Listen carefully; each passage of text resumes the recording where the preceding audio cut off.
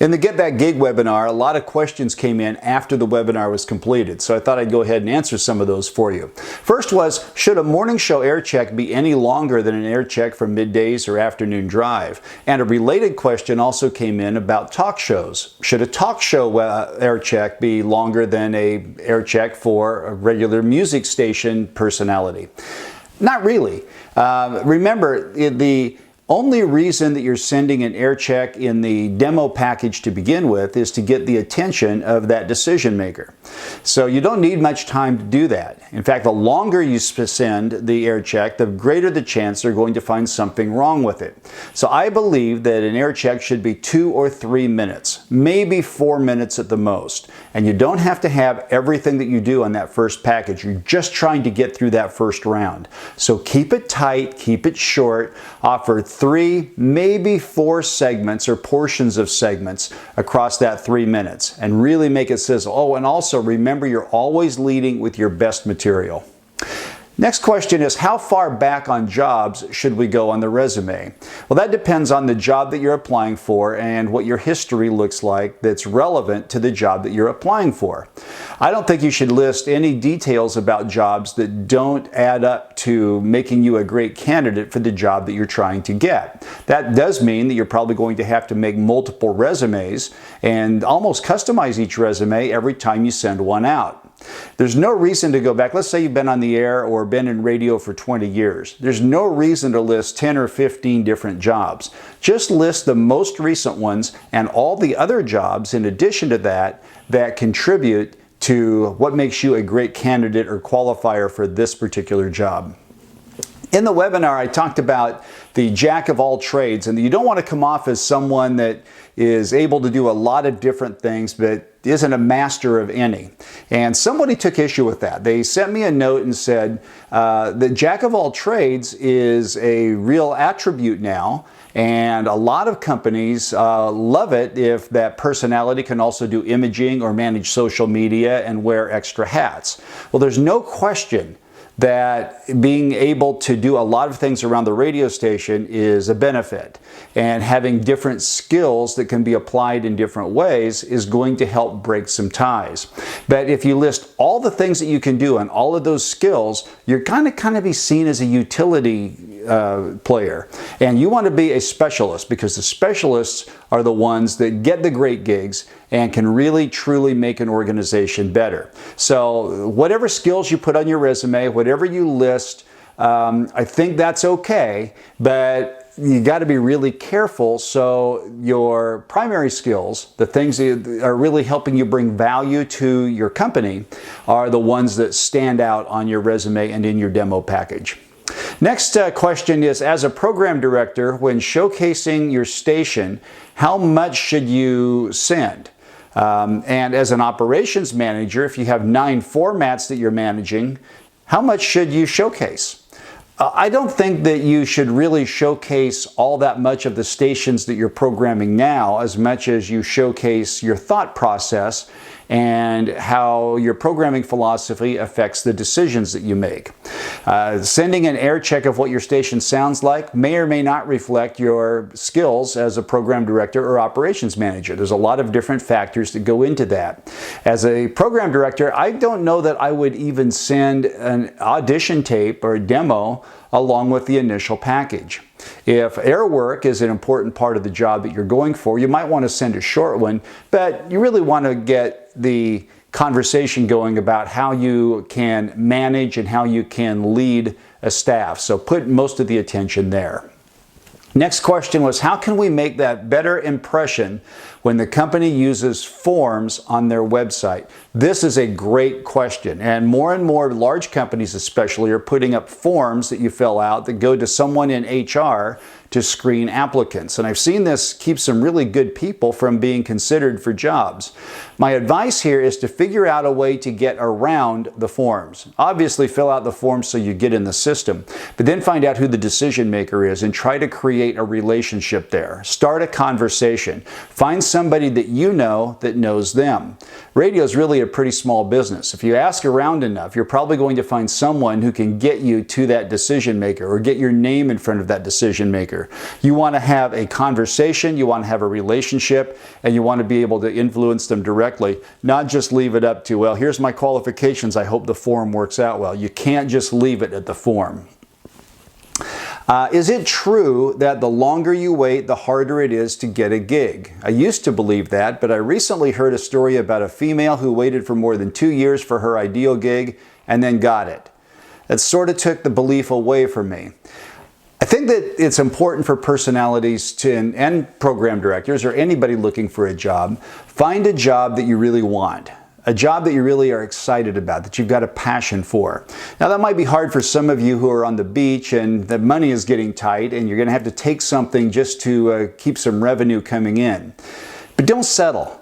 Don't settle for something just because it was the best thing that was available. Look for something that is going to make you happy, something that you can feel like it fulfills you. In other words, get the gig that you really want, get the gig that you deserve, and don't settle for anything less. Now, that might take a little bit longer to get that dream job, but isn't that better than taking something that you're unhappy in or that isn't going to work out? And a lot of times I've talked to personalities who know that the gig that they took isn't working out, isn't going to work out, but they took it anyway because they felt somewhat desperate. It felt like there might not be another offer that comes along in that case. Getting a gig is hard work. Winning a job against a lot of other highly qualified candidates who are trying for that same position is difficult. So be prepared and market yourself for it. And most importantly, know what you want going in. Here's a related question. This came in and said, I really like what you're saying, but are you saying it's better to not get a job than to take a job if it's living in a place that I don't think I'm going to be happy? Maybe. If you're not interested in working in Florida, for example, you don't like the weather, you don't like the lifestyle, or you just don't like something about that area, why would you apply for a job there? Or apply for the job, but make sure that the employer knows that up front.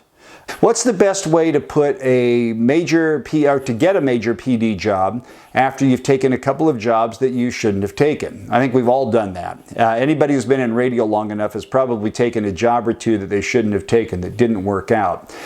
Turn the page. Don't stay in a job that you hate. Don't stay in a job that's taking you down a dead end. And if that ends up being something that's on the resume, I think you can talk about what you've learned in those situations.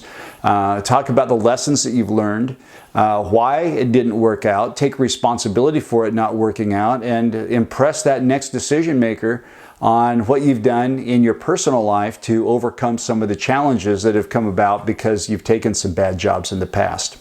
Program director asks, what are your thoughts on the best way to put together a programming philosophy?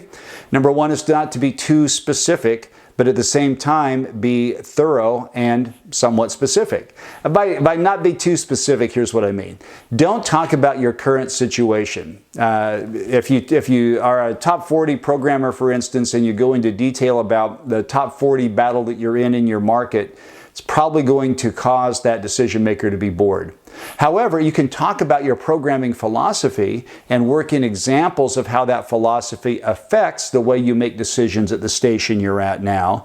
And it's very engaging. It's basic storytelling skills. So I would be very specific. I would be as thorough as you can be, but also at the same time concise. As a hirer or as a decision maker, I want to know how you think. I want to know what your thought process is. I want to know what your approach is. So show me that, and it'll get into a deeper conversation at some point. Any tips on getting formats that don't fit your look to take you seriously? This is a great question.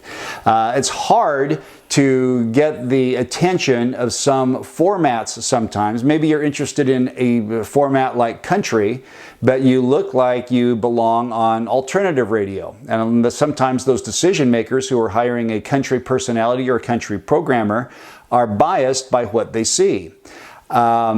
Well, there's a couple of things you can do. One is to change your appearance, and there's some small things that you can do to be true to yourself, but show that you fit in. But mostly you want to impress them with your knowledge, your experience, your depth, and how much you love what it is that they're doing. So that's the one thing. Also had a question about if you should send photos, how many photos that should be sent, or highlights of different photos in a collage. Look, I think sending a photo to show what you look like and what you're like in action is terrific. I wouldn't send a big 8x10 or an autographed 5x7 or anything like that. It's kind of arrogant, or shows that you might be kind of full of yourself. But in fact, one technique I like to use is get a business card and put your contact information and your website and a few things on one side, and on the other side of the business card have a picture of you, a black and white, a really good looking black and white picture that shows what you look like. I think that can be really effective. So thank you for all of the questions that you had. Thank you for the great response on Get That Gig. If you are interested in moving your career forward, there's a couple of things that we can help you with. Number one is the Media Talent Pool. MediaTalentPool.com is the URL. Listings are free. It's a way for you to get discovered and for decision makers to find new talent. I would highly encourage you to be listed on there. If you're in a job now and you're looking for a new gig, just let me know when you send your information in that you want this to be hidden from the public, and I'll make it available only to clients. There's a different level that I make available only to clients, but you can be listed too, and we'll keep your current employer from seeing it for the most part. And the second thing is, if you really want some help in building your package and getting your demo together, we offer some coaching services. You can go to aircheckcoaching.com and book a session. I recommend that you book a session with Andy Meadows. He's terrific. He'll even edit an audition tape for you. He's edited videos for some of our personalities and programmers before. He's edited resumes. He'll get your package ready to go. And you can use a discount code INTRO50 with an uppercase I, INTRO 50, and you'll get 50% off of our normal cost. The normal cost to book a session with Andy is $4.99. You get it for $249.50 by using that discount code INTRO50. Thanks very much. Good luck getting that gig.